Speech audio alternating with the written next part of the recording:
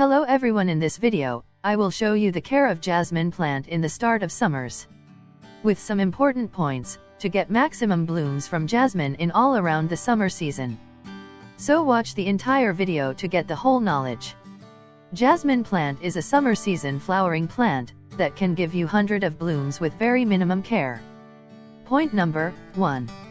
In the start of summers, when the leaves have just started to grow again, you have to prune your jasmine plant using a cutter.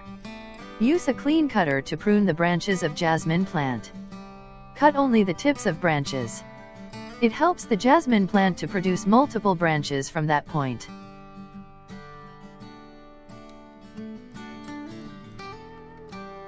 Point number 2.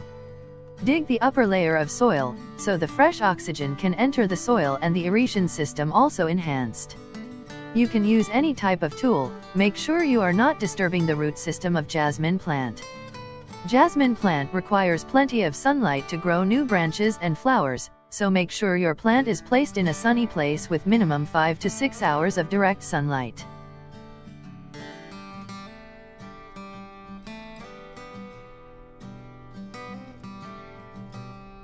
Point number 3.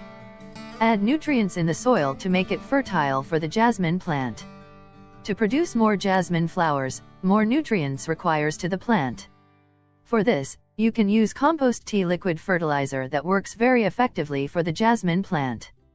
You can also use other fertilizers like compost, leaf molds and cow dung, etc. But the results of compost tea liquid fertilizer on the jasmine plants are outstanding. The fertilizer boosts the growth of jasmine plant. For making compost tea liquid fertilizer, you can check a link in the description and I button. I have described all about compost tea fertilizer in that video. If you follow these simple tricks on your jasmine plant, I am sure they gives you hundreds of blooms in the summer season. And the growth of plant also increases. If you have any question, comment below. Thanks for watching.